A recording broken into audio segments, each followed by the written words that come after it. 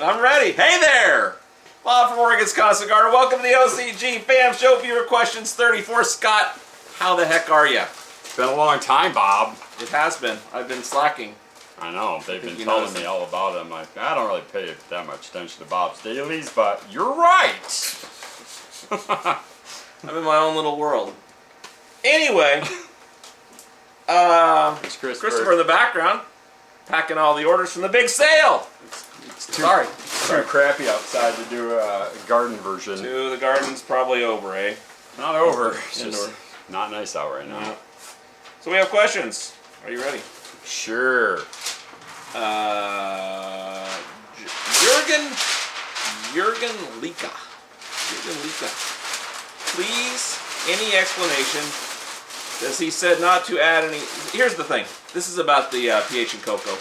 And I'm not sure what happened if we were not clear in the video, but this is about cocoa's same pH as, if you're growing cocoa, you still want to be in the mid sixes with our nutrient. Yeah. Yeah. So, but I mean, I guess though, I think at one point we were saying you should maybe a point less, not one full point like 5, not 6, but like 6 point, yeah, 10th of a point. 6.5 instead of 6.6. Yeah, exactly. But cocoa is about feeding more often, not feeding a different thing or a different scenario. Well, and I mean, cocoa's really designed for force-fed synthetic, so you can just feed without really relying or worrying about the buildup in the soil as much. Yeah.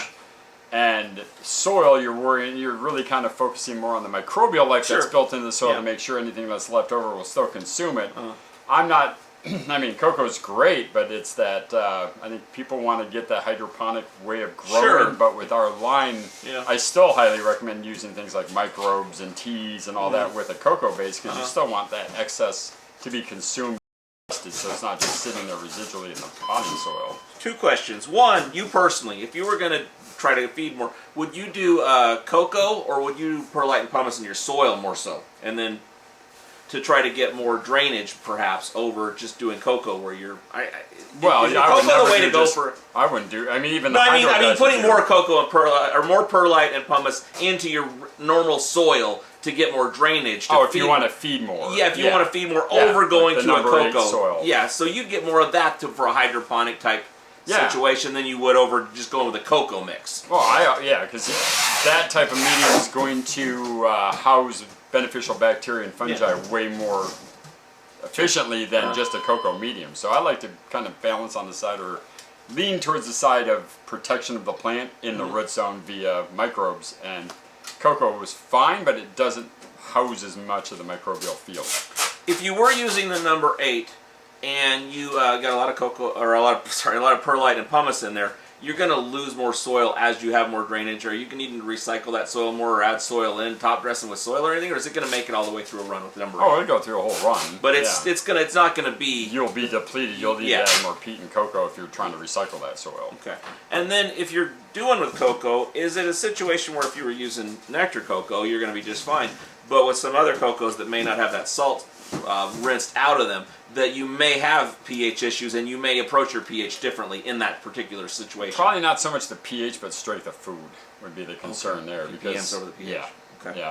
Yeah, pH is really about the nutrient delivery, not what's in the soil being made available. It's what we're feeding to the soil that's going to be immediately available to the plant. That's why we still maintain that 6.2 to 6.4 range, because we need the calcium to be available. So. Okay. And that's ultimately, this is all about the calcium, and so no matter what you're putting this in, I mean, could you grow in rock wool or something like that? Not with our line, it's too thick. It's just not going to... just gum it up and choke it out. Yeah. So, no, synthetic nutrients only for rock wool or teas. So if you want to have more of a hydroponic kind of situation where you're feeding often, you're going to want to do that with probably number 8. It's going to be better than any of these other situations. Personally, yeah, I like the medium. If you did not have access to number 8, would you get your regular soil and put some more perlite or pumice in that? Exactly. Just mix that to 50 or 60% perlite. So get the drainage there with the medium backing. So yeah. Okay. Good answers. My opinion. ZKDK. I just purchased the new special stickers. I mean the microbial stickers. Does it affect Back to flower this time, and I have never had more beautiful flowers. I want to use both the stickers and the boneyard together. Is it wise to do that? So he's using the microbials along with the boneyard thing. The microbials affect anything other than just putting more microbial life in your soil?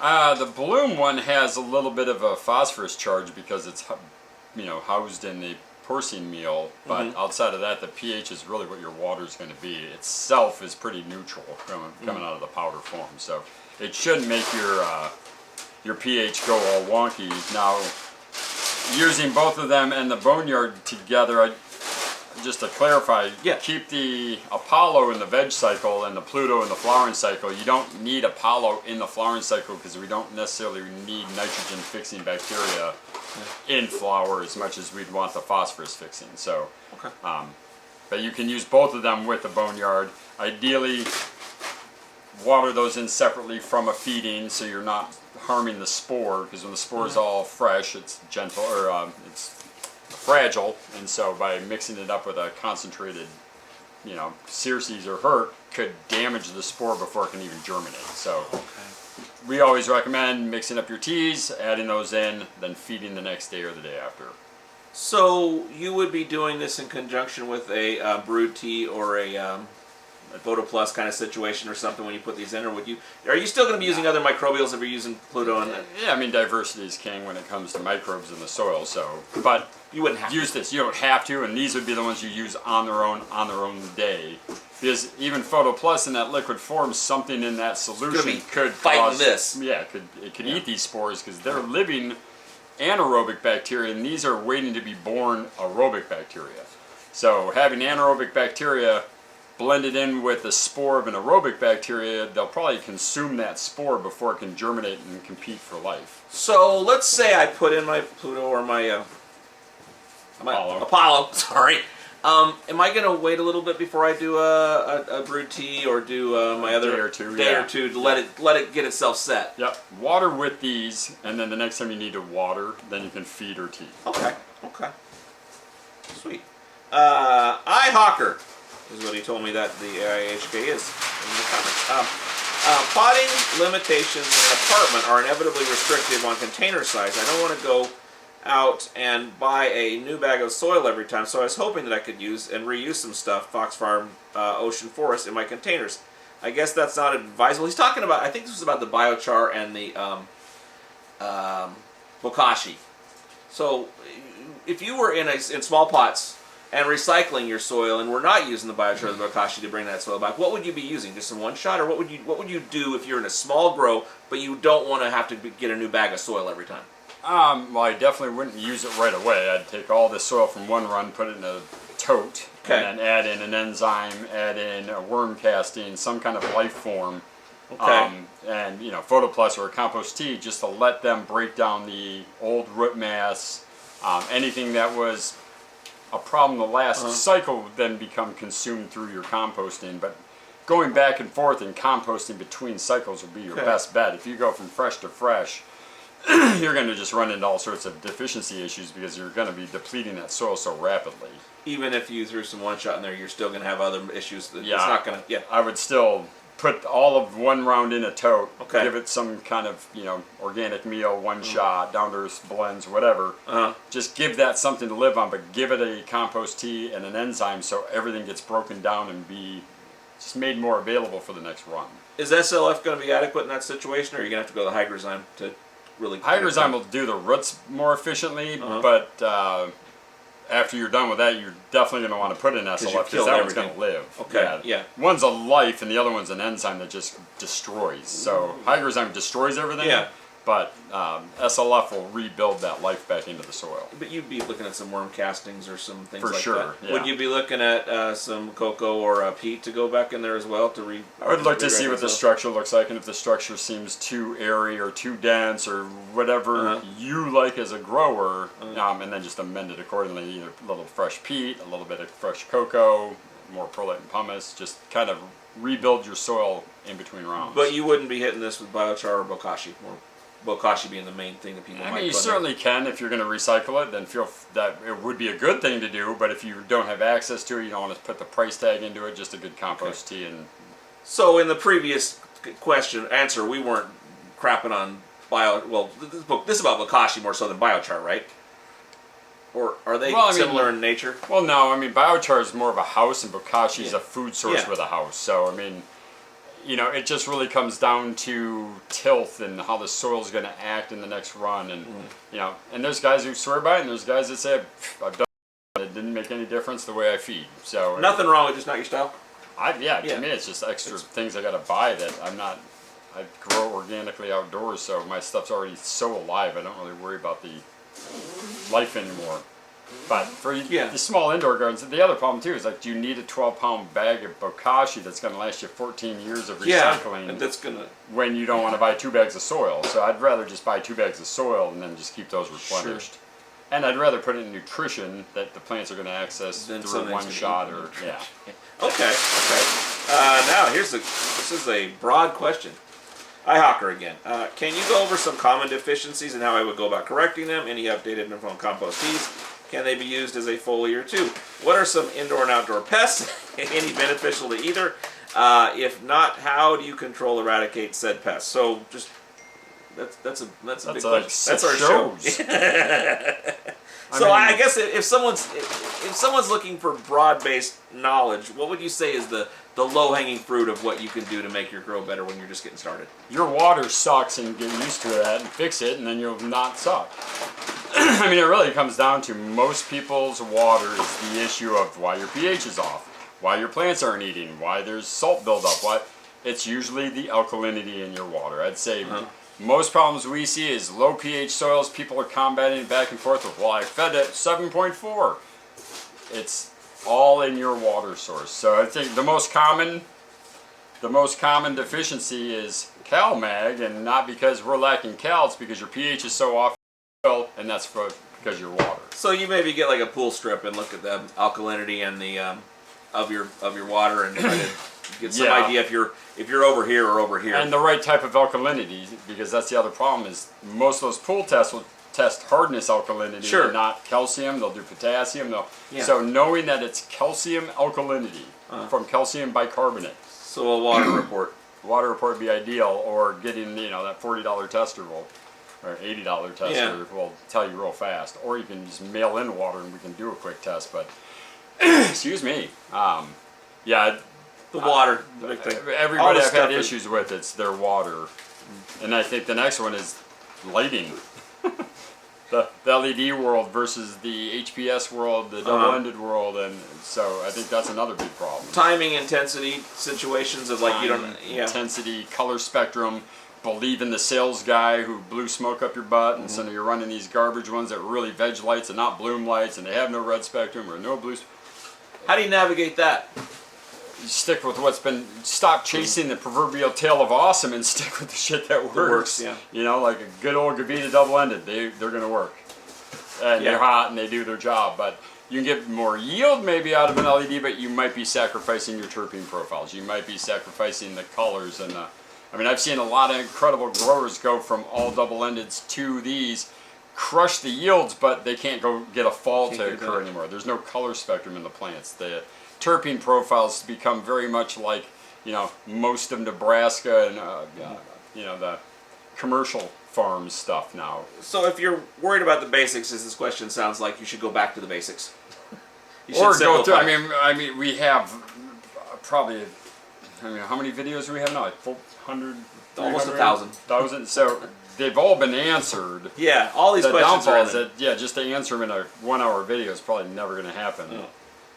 Compost teas, really go get the Dr. Elaine Ingham's Soil Food Web. Read that book. There you go. There's all the compost tea info you need. Most is ready to use compost teas are just dead spores in bags that have been sitting on other people's shelves for years. Microbe Life makes a really good line of anaerobic bacteria in their bottles, and that's how they keep them stable. So if you want a good line of anaerobic bacteria, they're tried and true because they're not trying to keep them alive and they're not lying to you. Most people are just selling spores over the counter, and then you're hoping that they're living. So brew your own, and you know what it is. Worm castings, molasses, air stone, 24 48 hours, you've got yourself an amazing tea. And then we missed a question back there with the guy with what's the worm castings? Oh, we did miss one. So that's Craig Archibald. We were talking about worm castings. What are the worm castings you love, and why do you love them? Well, I mean, the ones I love are grain-fed worm castings from Sean Bundy out of Orville, California, I believe.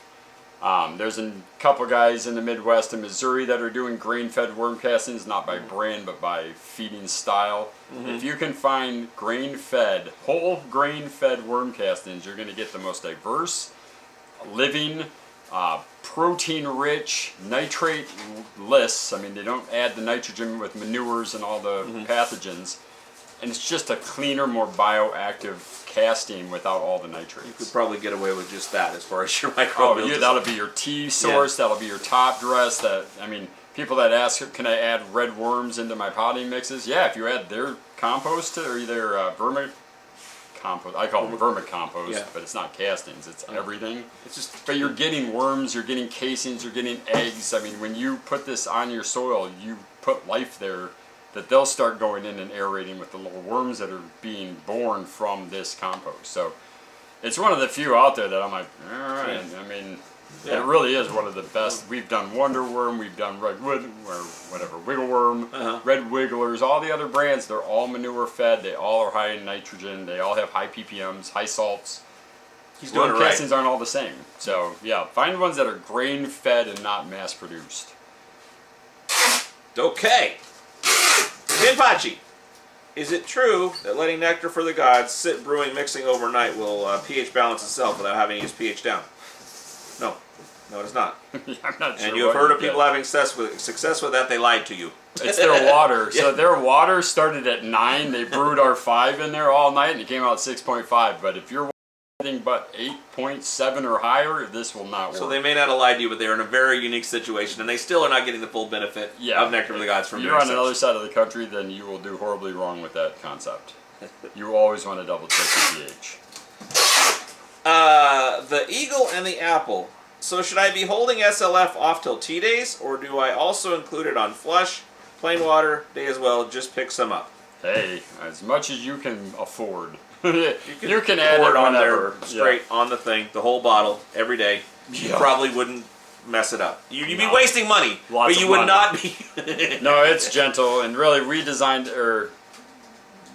made it to that's not even the word I'm trying to look for. Basically what we have found is that you can add it to a feed day, you can add it to every tea day, you can add it to just water days. You're not going to go wrong by adding it, it's just adding more life. I personally stopped adding it to my feed days, but I do a lot more teas now. So I added it strictly to my tea and watering only days, and then I just leave my food for my food days. Well, and it's diverse within itself. Oh, it really is. So, I mean, you like diversity. It's changing as between waterings. Yeah. So what you fed today is 1 million of these and 300 of those, and the next time it'll be 3 million of these and 400 of those. So it changes with every watering. But you're not going to go wrong other than your wallet. But. Yeah. And there's a point of diminishing returns. Oh yeah, no question. So you should, but you could do this with every. If you follow the back label and do it every watering and every composting, then that's perfect. You do well. Yeah, but if you have to limit it, I'd do it on its own tea day or on a water day next to a tea day. Would you do less more often or more less often?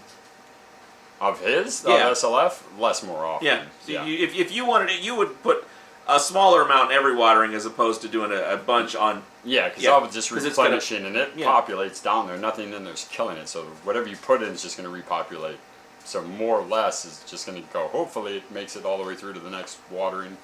Yeah, no, you'll get more bang for your buck with less more often. Okay. The eagle and the apple. So, should I be holding it? Oh, the same one. Sorry. In Tropic Garden. Here is a question for you. You've talked about Pig Farmer pre-mixing Herc and Circes for convenience. Are there any other nutrients that could play nice in the same bottle for convenience sake while still being on the shelf, still being shelf stable? I.e. Medusa and Gaia, 75-25, 50-50, blending or adding Tritons to Herces and Circes. Would you even do the first? I mean, why would you mix it? Convenience is not. This is not a convenient line. I was going to say, if you're using 9 products, conveniently mixing 3 of them together probably isn't going to save you that much time, especially for the potential of waste. It really comes down to the pH of those in concentrate. If the pHs are identical, and their makeup is similar, then they'll be fine to be blended together. But if we thought that was a good idea, we would have made that product. Yeah, for the most part, they would be separated. And never put Tritons in with anything unless you want to ruin it, because Tritons it just activates everything and makes everything smell like Triton's death, and you don't want to ever open up Circe's or Herc and go, oh man, now it's Triton. Then you don't want to use it anymore. But I mean, you could. There's a handful like Medusa, Gaia, but I mean, I use those so differently. I would never blend them because some days I want to put more Gaia in, sometimes I want to put less Medusa in.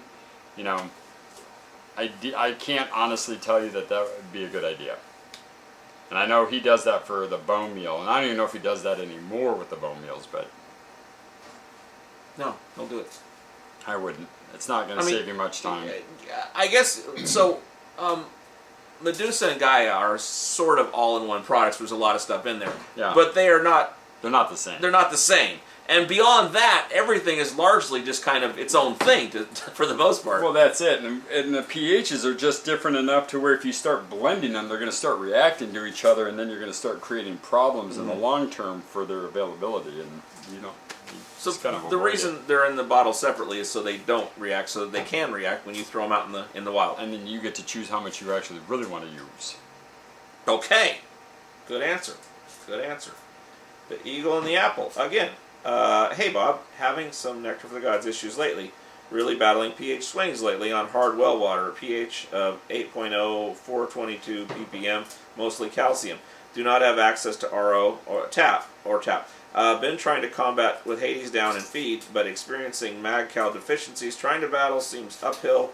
Really not sure if I should be doing something other than already recommended Hurt Flush plus no runoff acid neutralization. See, this is one I'll need a lot more info, like what the parts per million are, what's the soil pH looking like after feeding. This is the kind of question that someone sends to you, and you help them fix it with 10 emails. 10 more questions to them. But, if he could email me, and then we could maybe do a follow-up on this question with the answer. But I would like to know, the quick cure just from reading this tells me that the 8.0 hardness in your water and at 422 parts per million. Did I read that somewhere in here? Yeah, 422. Yeah. 80, 422. So you got a lot of calcium carbonate in there, which is building up in the soil because nothing's converting that into a bicarbonate. Just doing pH drop feedings is correcting it in the solution, but it's not overall correcting it in the soil. You have to actually fully react it without a whole bunch of nutrients on top of it. Carbonic acid situation. Literally, doing a carbon water at 5.5, 5.9 carbonated water, watered in, and have that react to that limestone from your water that's built up in the soil will be the fastest way to reduce it. But you're still going to want to figure out a way to reduce it out of the tap, because this will keep biting you throughout the season, because it's going to, if it goes in at that level, even if you pH it down, you're converting that carbonate to a bicarbonate, but not all of it. And so it makes the food available to the plant, but whatever didn't get fully dissolved is now going to build up in the soil, and your pH is going to continue to rise throughout the entire cycle that same way. So you get a bottle of club soda and pour it on your soil? Pretty much, yeah. Okay, and then what? And how do you fix it? I usually, with his water, though, I'd probably get some distilled water for this reaction, because even if you take your 8.0 tap water, carbonic acid that with carbonated water, you've just made all of that calcium totally available. Oh, so, and you're gonna, and then you're gonna water it in there. That's great. The plants will consume it, but it's not doing anything to the pH. You have to get some different water. You're not gonna fix this situation. Yeah, and really, maybe even like a tall blue or a Blue Boy, one of those filters. I'm trying to think of the brand of who makes those. Logic. Hydrologic. Yeah. Looking at a couple stage filters from them that are pretty affordable, but they at least will knock back your alkalinity to then make it more reasonable in the soil. Okay. What's your email address? thebeard@origonsonly.com. User G. There's some more to it. Why do I have buildup of what looks like sand on the top of my soil? What's your soil? So this isn't necessarily the Herc crust. Well, Herc shouldn't look like sand because there's no sand in Herc. So. Well, I know, like when you use your soil, you see it, the soil runs down and you start seeing the perlite and the pumice at the top of your soil. Your soil's all white when you get. Is this something like that perhaps, that he's got some sandy soil? Yeah, well, there's a lot of people that add sand to their soil as a silicate and drainage, and so it could be just sand from the medium, and unless you're using number 4, then I guess all the brown stuff's going down with the water, but all the sand stuff's staying at the top. Because that's why the beach looks sandy. Sure. I might have made that up. The crushing of the rocks up on the shoreline, the constant milling of the stones. That could be too. Something that could like be that. too. I don't know. Science. Yeah. It's objective. So you should, like, if there's you can get the Herc gum where you have some gummy stuff on top. This is not that. This is like probably that all the brown stuff in your soil is going down, and it could be natural, or it could be that you need to recycle your soil. Well, and I mean, a good soil structure will have sand as one of the components, with clay, sand, organic matter, and it's more resilient than the rest of the stuff. Yeah, so I'd be curious on where the sand is coming from, if it's actually sand, or maybe send me a picture to the same email I just said. We can take a look to see what that possibly is and make sure it's not Herc crust, but Herc crust is more of like a film that will build up into more of a plate. It's like when the water recedes from a mud puddle and you got that kind of that cakey weird weird clay kind of feel to it. Yeah. Yep. Okay. Yep. Biscuit World 420. Hey Scott and Bob, I have a question. I am a gutter cleaner, and I collect leaves from gutters. Most of the time, the leaves are already halfway composted. Should I or could I use those leaves in my compost bin? Love the show. You guys are awesome. I totally get why you'd want to, because they are like well on their way to being decomposed fully. Yeah. So they're like right in that humus mud. The only concern I'd have there is most shingles are petroleum-based, oil-laden, stuck to the tar. It's tar with rocks on it. You'd probably be composting a lot of. It depends on the roof. If it's a 3-tab shingle with really tarry roof, then I probably wouldn't utilize it, because those petroleum compounds will be making their way into your compost. If it's a shingle roof, who knows? And if it's a metal roof, maybe it's mine, okay. Like I have a redwood shake roof, so absolutely collect it out there. But I have so many needles, it'd just be pH of like 3. So pretty anaerobic too, isn't it? I mean, it's very compacted. That's going to be okay when you compost because it's just organic matter. You're going to be introducing the air to make it more available. And it'll dry off and it'll flake off. Okay. Like a brand new roof, sure. Any shingled roof, sure. Metal roofs, absolutely. But those 3-tab tar roofs, I wouldn't do it. I wouldn't do it. No. Okay. We're down to the end. Decent. Wanting to. I could see why. Yeah, good stuff. Looks like compost. You know, they give you the leaves to kill your grass. You put the leaves over and it kills all the grass off. Well, and to build up your garden soil. Yeah. No. That's why a lot of people get them. To actually then compost and then make soil. Well, I see people use it when they get rid of grass. I got grass. My yard is the only yard in my entire neighborhood with no grass. I don't know if they're pissed or not, but who gives a fuck? I don't. That was the biggest brainwashing scam in this country, was to convince every American to monocrop a worthless non-food item on their front and back lawn, so they feed and water it weekly and daily so they can mow it with labor. Can you imagine? Just to fucking kill it off in the summer. It makes no sense. Can you imagine what you could do with those resources to grow some kind of garden? Well, let's go. Let's talk to Switzerland and the Netherlands, where the entire neighborhoods all grow their own food because they all grow their different food. It's become this like point of pride thing of like my grass. And your grass looks like shit. Guess what? Over 75 degrees, it goes dormant, turns yellow, and dies. So we're all going to sit there and use precious water. I'm not for a lot of this, thing, but if you have grass that looks like shit, and if it doesn't, your dog's going to die. Or your grandchildren, or your child, or, wonder why leukemia is through the roof. I don't know, maybe it's the shit we spray on our lawns and let our kids play in it all day. Hi, Hawker! But hey, your lawn's greener. They make fucking paint. Forest Paint right here makes a green paint for people who don't want to do lawns anymore, so they don't get in trouble with their HOAs. And it looks just as nice as a shitty I've been down the field at the Otson Stadium. That's nice grass. It's not grass. It's like, but it's like, this is nice. Yeah, except for now they're finding that in people's bloodstreams, all the microplastics in those. So the microplastics on the football fields, all the children now are getting weird fucking plastic cancers because of all the microplastics. You know what's good? Mud, dirt. And who cares? You can keep your football field green in mud, but don't fucking grow a lawn. I mean, I told my wife next year, because we don't grow a lawn. We have You said that grass has grown fairly naturally. That's barely grass. It's like clovers and shit like that. Yeah. But I'm like, we just got to keep bringing the food boxes further out until we're just food, because these mowing the lawn bullshit, that doesn't make any sense. No. It's like, especially with gas going through the roof. It's like, so now I got to pay $7 a gallon to mow a fucking monocrop lawn that does nothing and kills bees. Well, I mean, you think your car puts out some bad stuff. What do you think a lawnmower puts out? It's just like, oh, all right, iHawker. Bob, hope your day is going well. As a new grower, I'm a bit confused on ppm. What is the recommended ppm for my feed tea flush solution? I see Nectar for the Gods recommending 300 to 500. But the ppms for the soil slurry test, or is this the number of ppms?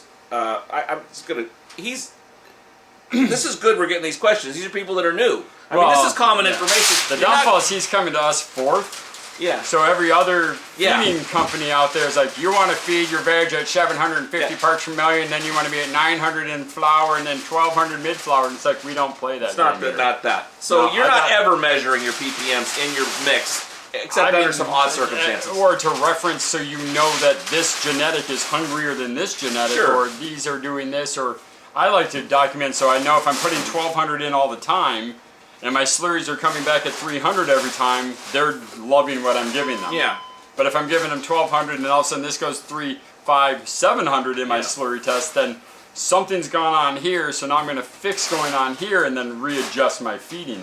But I don't. There is zero recommendations from this company, this line, and these growers that are going to say, here's the ppm schedule of feeding your plants, because your environment, your heat, your lighting, your CO2, every bit of what's in your grow room and your neighbor's grow room and my grow room will not equate to, let's make a ppm feeding schedule. This is like when you get in your car, you don't measure how fast you're going by how hard you push the gas pedal. You measure it by the speedometer. Yeah. And so you can't tell what's going on from how much you're putting in. You need to see how much it's using.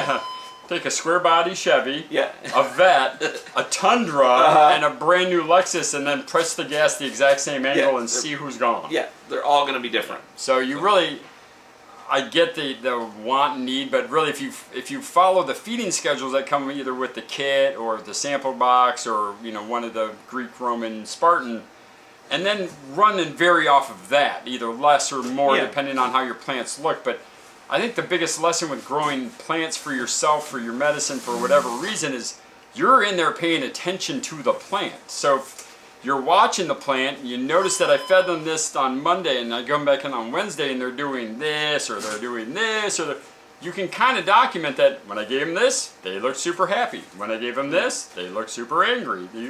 And you get in time you get a feel where you walk through the garden, you're like, whoa, shit, something's going on, or everybody's happy. All right. Yeah. Yeah. Okay. And that doesn't come from measuring the ppms of your not of the feed mixture. No, your pH or of your your feed is runoff. far more. No, runoff will never tell you anything other than panic. Yeah. Oh, we have 1,700 parts per million. Yeah, well, they're not getting 1,800. That's what they didn't want. So it's more about just watching the plants and sticking closer to the feeding schedules. I even say less than the feeding schedules for the most part, for most growers. Try to get up to the feeding schedule level, but a lot of people stick 20% less than that even, just to make sure that they're not going off the rails. Once you start accelerating, if you don't know how to handle it, I mean, it's like a Formula One. Yeah. You can coast off of the pit row doing 25 in speed limit, but as soon as you give it the gas, you're not ready to handle it. That's just spinning out and hitting the wall. So same with this. If you're like feeding, okay, now I'm going to push them. Yeah. Well, hold on. You better start feeding them heavy. And a lot of times I see people pushing for yield that are giving away tomatoes and squash and weed wholesale because they can't use it all. Better to have a good tomato than 5, tomatoes and not eat 4 of them. Create the hype by giving them less and making them want more. Yeah. But if you have so much that it's like, oh, it's free, but it's good, no, let the commercial guys give away the free shitty weed. Yeah. Don't grow great. Yeah, don't grow a ton of weed, grow good weed. I mean, do your thing. Yeah, but try to always focus on the quality and not how. And then find the genetics. I mean, I was just showing Tim out here. It's like I got some genetics from a cat back in Michigan, and very interesting. I mean, one thing I got to say is that zero botrytis, zero mildew, so whatever he genetically made was pretty hardy, but I have, well, out of 10 seeds, I got 6 males. Out of the 4 females, I got 4 totally different phenotypes. I got a purple one that's 10 feet tall, I got a green one that's 5 feet tall, I got a bushy one that's fading but only to yellow, and then one is over at a friend's house. So it's like very interesting differences. So find the genetics and then learn the plant. I mean, really, it's just learn to feed. Don't worry about the feeding going in on the ppms all the time, because it's not going to equate to end result. And then Bob's gone for a couple weeks. Again. No, I'm actually gone. The other time I was just in a pit of despair, sitting there looking at the wall. Well, you'll be in a pit of despair in every airport between here and there. So maybe you can put some content out there during those times. If I can upload, I'm gonna. If I can upload, I'm gonna. I will see how it goes with the the Italian Wi-Fi. It's probably better than this fucking shit. Probably so. You know, in Haiti, everybody has 3 phones and internet's free. But here, it's like $185 a month, and the phones are $1,000. But in Haiti, they've got 3 phones each. I guess they only charge the people who can afford it. I guess so. So that's good stuff. So who knows? The Italians probably don't give a shit. So it's probably free. It's probably free. Yeah. Probably free. Well, all right, that's a show. The OCGFAM show. It's pretty good. It happens every day. It's the OCGFAM show. See you tomorrow.